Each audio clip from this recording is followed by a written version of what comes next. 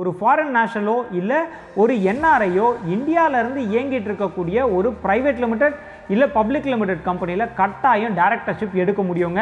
ஆனால் அதில் ஒரு 3 கண்டிஷன்ஸ் இருக்குது. நீங்கள் சப்போஸ் இன்கம் டேக்ஸ் கட்டலை இல்லை உங்களோட கம்பெனிக்கான கம்ப்ளையன்சஸ் எல்லாம் சரியாக ஃபாலோ பண்ணலை அப்படின்னா அதுக்கான அக்கௌண்டபிலிட்டி யாருக்கு இருக்கும் அப்படின்னா இந்தியாவில் இருக்கக்கூடிய அந்த இந்தியன் ரெசிடென்ட் டைரக்டருக்கு தான் இருக்கும்.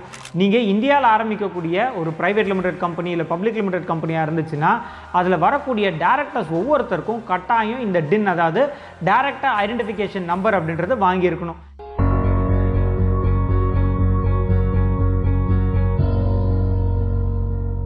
வணக்கம் ஆண்டர்பிரனர்ஸ். நம்ம இந்தியா பிஸ்னஸ் ஆரம்பிக்கிறதுக்கு பக்காவான ஒரு நாடுங்க.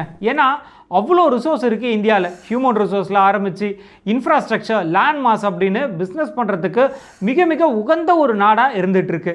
இதனாலேயே பார்த்தீங்கன்னா இந்தியாவில் கிட்டத்தட்ட 5200க்கும் மேற்பட்ட வெளிநாட்டு நிறுவனங்கள் இந்தியாவில் வந்து பிஸ்னஸ் பண்ணிகிட்டு இருக்காங்க. பட் நிறைய ஃபாரின் நேஷனல்ஸ் இல்லை இந்தியன் ரெசிடென்ட்டுக்கு இருக்கக்கூடிய சந்தேகம் என்ன அப்படின்னா, இந்தியாவில் இருக்கக்கூடிய ஒரு ஃபாரின் கம்பெனிக்கோ இல்லை சொந்தமாக நீங்கள் ஆரம்பிக்கக்கூடிய ஒரு ஃபாரின் கம்பெனி இந்தியாவில் வந்து ஒரு பிரான்ச் ஆஃபீஸ் ஆரம்பிக்கிறீங்க அப்படின்னா அந்த ப்ரைவேட் லிமிடெட் இல்லை பப்ளிக் லிமிடெட் கம்பெனியில் ஒரு ஃபாரின் நேஷனல் இல்லை என்ஆர்ஐ வந்து டைரக்டர்ஷிப் எடுக்க முடியுமா அப்படின்னு நிறைய பேருக்கு சந்தேகம் இருக்கும். இன்றைக்கி இந்த வீடியோவில் அதுதான் பார்க்க போகிறோம். ஒரு ஃபாரின் நேஷனல் இந்தியாவில் இருக்கக்கூடிய ப்ரைவேட் லிமிடெட் இல்லை பப்ளிக் லிமிடெட் கம்பெனியில் டைரக்டர்ஷிப் எடுக்க முடியுமா முடியாதா டீட்டெயில்டாக பார்க்கலாம். அது மட்டும் இல்லாமல் நீங்கள் சொந்தமாக பிஸ்னஸ் ஆரம்பிக்கணும்னு நினைக்கிறீங்களா, உங்கள் பிஸ்னஸ்க்கு தேவையான ரிஜிஸ்ட்ரேஷன்ஸ் அண்ட் லைசன்சஸ் என்ன, அது எப்படி வாங்கிறது, அதுக்கு தேவையான டாக்குமெண்ட்ஸ் எல்லாம் என்ன, இதெல்லாம் பற்றி டீட்டெயில்டாக ஒரு பிடிஎஃப் டாக்குமெண்ட் கிரியேட் பண்ணியிருக்கோம். உங்களுக்கு அந்த பிடிஎஃப் டாக்குமெண்ட் தேவைப்படுது அப்படின்னா டிஸ்கிரிப்ஷனில் இருக்கக்கூடிய லிங்கை கிளிக் பண்ணி அந்த பிடிஎஃப் டாக்குமெண்ட்டை டவுன்லோட் பண்ணிக்கலாம். நான் அறிவழகன் பிஸ்னஸ் லாயரோட கம்பெனி பேர் லா இன்டெலிஜென்ஷியா பிரைவேட் லிமிடெட். சிம்பிளாக சொல்லணும்னா எஸ், ஒரு ஃபாரின் நேஷனலோ இல்லை ஒரு என்ஆர்ஐயோ இந்தியாவிலேருந்து இயங்கிட்டு இருக்கக்கூடிய ஒரு ப்ரைவேட் லிமிடெட் இல்லை பப்ளிக் லிமிடெட் கம்பெனியில் கட்டாயம் டைரக்டர்ஷிப் எடுக்க முடியுங்க. ஆனால் அதில் ஒரு 3 கண்டிஷன்ஸ் இருக்குது. ஒன்று, அந்த கம்பெனியில் எத்தனை ஃபாரின் நேஷனல்ஸ் வேணாலும் டைரக்டராக இருக்கலாம், ஆனால் அட்லீஸ்ட் ஒரு இந்தியன் ரெசிடென்ட் டைரக்டராக இருக்கணுங்க. ரெண்டாவது கண்டிஷன் அப்படின்னு பார்த்தீங்கன்னா அந்த ஃபாரின் நேஷனல் இந்தியாவில் டிஐஎன் வாங்க வேண்டியிருக்கும், அதாவது டைரக்ட் ஐடென்டிஃபிகேஷன் நம்பர் வாங்க வேண்டியிருக்கும். மூணாவது கண்டிஷன் அப்படின்றது அந்த நபருக்கு 21 வயசு ஆயிருக்கணும். இந்த கண்டிஷன்ஸ் என்ன அப்படின்றத பார்க்கறதுக்கு முன்னாடி இன்னொரு அடிஷனல் இன்ஃபர்மேஷனுங்க. நம்மளுடைய கண்டென்ட் அத்தனையும் இப்போ ஸ்பாட்டிஃபைலையும் அவைலபிளாக இருக்குது. இதுக்கப்புறமா நீங்கள் ஆன் த கோல நம்மளோட கண்டென்ட் அத்தனையுமே கேட்டு உங்களோட பிஸ்னஸை அடுத்தடுத்த நிலைக்கு வளர்க்க முடியும். ஸ்பாட்டிஃபையோட லிங்க் டிஸ்கிரிப்ஷனில் இருக்குது. மறக்காமல் ஸ்பாட்டிஃபை லிங்கை கிளிக் பண்ணி சப்ஸ்கிரைப் பண்ணிடுங்க. சரிங்க, முதல் கண்டிஷன் பார்த்துடலாங்க. இந்தியன் ரெசிடென்ட் டைரக்டர் கட்டாயம் ஒருத்தர் இருக்கணும் அப்படின்னு சொல்லியிருந்தேன். இந்தியன் ரெசிடென்ட் அப்படின்னா யாருன்னா இந்தியாவில் வசிக்கக்கூடிய ஒரு நபர். எத்தனை நாள் இந்தியாவில் வசிச்சிருக்கணும் அப்படின்னு பார்த்தீங்கன்னா போன ஃபினான்ஷியல் இயரில் 182 நாள் கட்டாயம் இந்தியாவில் இருந்த ஒரு நபரை தான் நம்ம வந்து இந்தியன் ரெசிடென்ட் அப்படின்னு சொல்கிறோங்க. எதனால் கட்டாயம் ஒரு இந்தியன் ரெசிடென்ட் டைரக்டர் வந்து உங்களோட கம்பெனியில் இருக்கணும் அப்படின்னா, ஒரு ப்ரைவேட் லிமிடெட் கம்பெனி அப்படின்னா அதில் இன்கம் டேக்ஸ் கட்டணும், கம்ப்ளைன்சஸ் எல்லாம் இருக்குது இல்லைங்களா. ஸோ நீங்கள் ஒரு ஃபாரின் டைரக்டராக இருக்கீங்க, வெளிநாட்டிலே தான் தங்கியிருக்கீங்க, இந்தியா பக்கம் வரதே இல்லை அப்படின்னா நீங்கள் சப்போஸ் இன்கம் டேக்ஸ் கட்டலை இல்லை உங்களோட கம்பெனிக்கான கம்ப்ளைன்சஸ் எல்லாம் சரியாக ஃபாலோ பண்ணலை அப்படின்னா அதுக்கான அக்கௌண்டபிலிட்டி யாருக்கு இருக்கும் அப்படின்னா இந்தியாவில் இருக்கக்கூடிய அந்த இந்தியன் ரெசிடென்ட் டைரக்டருக்கு தான் இருக்கும். சப்போஸ் ஏதாவது உங்கள் கம்பெனி மேலே ஆக்ஷன் எடுக்கணும் அப்படின்னா கூட அந்த இந்தியன் ரெசிடென்ட் டைரக்டர் மேலே தான் ஆக்ஷன் எடுப்பாங்க. ஏன்னா நீங்கள் ஃபாரினில் இருக்கீங்க அப்படின்றதுனால இங்கேருந்து போய் ஃபாரின்லலாம் ஆக்ஷன் எடுக்க முடியாது இல்லையா. அதனால் கட்டாயம் இந்தியாவில் இருக்கக்கூடிய ஒரு இந்தியன் ரெசிடென்ட்டை நம்ம வந்து டைரக்டராக அப்பாயிண்ட் பண்ணணும். இது முதல் கண்டிஷன். அடுத்து ரெண்டாவது கண்டிஷனை நான் என்ன சொல்லியிருந்தேன் அப்படின்னா டின், அதாவது டைரக்டர் ஐடென்டிஃபிகேஷன் நம்பர் அப்படின்றது வாங்கணுங்க. நீங்கள் இந்தியாவில் ஆரம்பிக்கக்கூடிய ஒரு ப்ரைவேட் லிமிடெட் கம்பெனி இல்லை பப்ளிக் லிமிடெட் கம்பெனியாக இருந்துச்சுன்னா அதில் வரக்கூடிய டைரக்டர்ஸ் ஒவ்வொருத்தருக்கும் கட்டாயம் இந்த டின், அதாவது டைரக்டர் ஐடென்டிஃபிகேஷன் நம்பர் அப்படின்றது வாங்கியிருக்கணும்.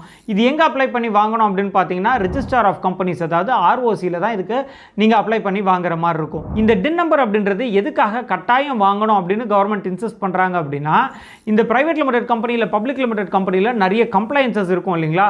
அந்த கம்ப்ளைன்சஸை நிறைய பேர் ப்ராப்பராக ஃபாலோ பண்ணாமல் என்ன பண்ணிடுறாங்கன்னா கம்பெனி அப்படியே ட்ராப் பண்ணிவிட்டு வேற ஒரு புது கம்பெனி ஆரம்பிச்சிடுறாங்க.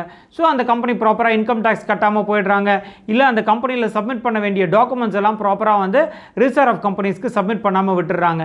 ஸோ இந்த டைரக்டர்ஸை ட்ராக் பண்ணுறதுக்காக தான் இந்த யூனிக் ஐடென்டிஃபிகேஷன் நம்பரான டின் நம்பர் அப்படின்றத ஒவ்வொரு டைரக்டரும் வாங்கணும் அப்படின்றத ரிஜிஸ்டர் ஆஃப் கம்பெனிஸ் கம்பல்சரியாக ஆக்கியிருக்காங்க. ஸோ இது ரெண்டாவது கண்டிஷன். மூணாவது கண்டிஷன் அப்படின்றது அந்த டைரக்டருக்கான வயது வரம்பு அப்படின்றது 21 வயது பூர்த்தி அடைஞ்சிருக்கணுங்க. அப்போ தான் அந்த ஒரு நபரால் டைரக்டர்ஷிப் அப்படின்றது இந்தியாவில் எடுக்க முடியும். அது ஒரு இந்தியன் ரெசிடென்ட் டைரக்டராக இருந்தாலும் சரி, இல்லை ஒரு ஃபாரின் டைரக்டராக இருந்தாலும் சரி, அவருடைய வயது அப்படின்றது கட்டாயம் 21 வயது பூர்த்தி அடைஞ்சிருக்கணும். நிறைய பேருக்கு இந்த இடத்துல சந்தேகம் இருக்கும், மேஜராக இருந்தாலே போருமா அப்படின்னு. மேஜர் அப்படின்றது இந்தியாவில் பொறுத்த வரைக்கும் கிட்டத்தட்ட 18 வயசு. ஆனால் 18 வயசு அப்படின்றது டைரக்டர்ஷிப்க்கு கிடையாது. 21 வயசு அடைஞ்சிருந்தால் தான் அவங்க ஒரு பிரைவேட் லிமிடெட் கம்பெனிலையோ இல்லை பப்ளிக் லிமிடெட் கம்பெனிலையோ டைரக்டர்ஷிப் எடுக்க முடியும். அடுத்து கடைசியாக ஒருத்தர் டைரக்டர்ஷிப் எடுக்கணும் அப்படின்னா அவர் என்னென்னலாம் டாக்குமெண்ட் சப்மிட் பண்ணணும் அப்படின்னு பார்த்துடலாங்களா? இதில் 2 நபர்கள் சொல்லியிருந்தேன். ஒன்று வந்து இந்தியன் ரெசிடென்ட் டைரக்டர், இன்னொன்று foreign national director. So first வந்து இந்த ஃபாரின் சிட்டிசன் டைரக்டர் வந்து என்னென்னலாம் டாக்குமெண்ட் சப்மிட் பண்ணிடணும்னு பார்த்துடலாங்க. இதில் முதலாவதாக அந்த ஃபாரினருடைய பாஸ்போர்ட் வந்து காப்பி கொடுக்க வேண்டியிருக்கும். இதுக்கு அடுத்து வந்து பார்த்தீங்கன்னா அவருடைய அட்ரஸ் ப்ரூஃப். அட்ரஸ் ப்ரூஃப்க்கு என்னெல்லாம் கொடுக்கலாம் அப்படின்னு பார்த்தீங்கன்னா அவருடைய டிரைவிங் லைசன்ஸ் கொடுக்கலாம், யூட்டிலிட்டி பில் கொடுக்கலாம், இல்லை பேங்க் ஸ்டேட்மெண்ட் வந்து சப்மிட் பண்ணலாம். இது தவிர்த்து அவருடைய பாஸ்போர்ட் சைஸ் ஃபோட்டோ சப்மிட் பண்ண வேண்டியிருக்கோங்க. ஸோ இது எல்லாம் வந்து பார்த்தீங்கன்னா அங்கே வந்து அப்போஸ்டல் அப்படின்னு வாங்க வேண்டியிருக்கும். இந்த அப்போஸ்டல் அப்படின்றது என்னென்னா, இப்போ நம்ம இந்தியாவில் இருக்கோம், நம்மளுடைய டாக்குமெண்ட்ஸ் எல்லாம் வெரிஃபை பண்ணுறதுக்கு நம்ம வந்து ஒரிஜினலில் காமிச்சு அந்த டூப்ளிகேட் காப்பியில் நம்ம வந்து ஒரு நோட்டரி வாங்குவோம் இல்லைங்களா? அதே மாதிரி இப்போ இது ஃபாரின் டாக்குமெண்ட் அப்படின்னும் போது இந்தியாவில் அதை நம்மளால் வந்து வேலிடேட் பண்ண முடியாது இல்லையா?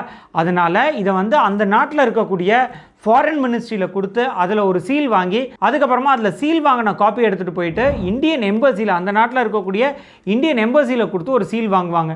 அதை திருப்பி இந்தியா காமிச்சு அதை நம்ம வந்து வேலிடேட் பண்ணி அதை தான் நம்ம வந்து ரிஜிஸ்டர் ஆஃப் கம்பெனிஸ்க்கு சப்மிட் பண்ண வேண்டியிருக்கும். இதுதான் ஃபாரின் சிட்டிசன் டைரக்டருக்கு சப்மிட் பண்ண வேண்டிய டாக்குமெண்ட்ஸ். அதுவே ஒரு இந்தியன் ரெசிடென்ட் டைரக்டராக இருந்தால் அவருக்கு என்னென்னலாம் டாக்குமெண்ட் சப்மிட் பண்ணோம் அப்படின்னு பார்த்தீங்கன்னா அவருடைய Aadhaar card, pan card, passport size photo, அவருடைய ரீசன்ட் பேங்க் ஸ்டேட்மெண்ட் இதெல்லாம் சப்மிட் பண்ணி நம்ம வந்து அவருக்கான டைரக்டர் ஐடென்டிஃபிகேஷன் நம்பர் எடுத்துடலாங்க. ஸோ இந்த டைரக்டர் ஐடென்டிஃபிகேஷன் நம்பர் எப்படி எடுக்கிறது அப்படின்னு பார்த்தீங்கன்னா அதுக்காக நம்ம ஒரு டீட்டெயில்டு வீடியோ ஆல்ரெடி போட்டிருக்கோம். அந்த வீடியோவுடைய லிங்க்கும் இங்கே டிஸ்கிரிப்ஷனில் கொடுத்துருக்கோங்க. ஸோ இன்றைக்கி உங்களுக்கு இந்த ஃபாரின் நேஷனல் டைரக்டர் ஆக முடியுமா முடியாதா அப்படின்றதுக்கான அத்தனை விளக்கங்களும் உங்களுக்கு டீட்டெயில்டாக புரிஞ்சிருக்கும் அப்படின்னு நம்புகிறேன். இதில் உங்களுக்கு வேறு ஏதாவது சந்தேகங்கள் இருக்குது அப்படின்னா மேலே இருக்கக்கூடிய நம்பருக்கு நீங்கள் காண்டாக்ட் பண்ணலாம். உங்களுக்கான விளக்கங்கள் அளிக்கப்படும். நான் அறிவழகன், பிசினஸ் லாயர். என்னோட கம்பெனி பேர் லா இன்டெலிஜென்ஷியா பிரைவேட் லிமிடெட். நன்றி, வணக்கம்.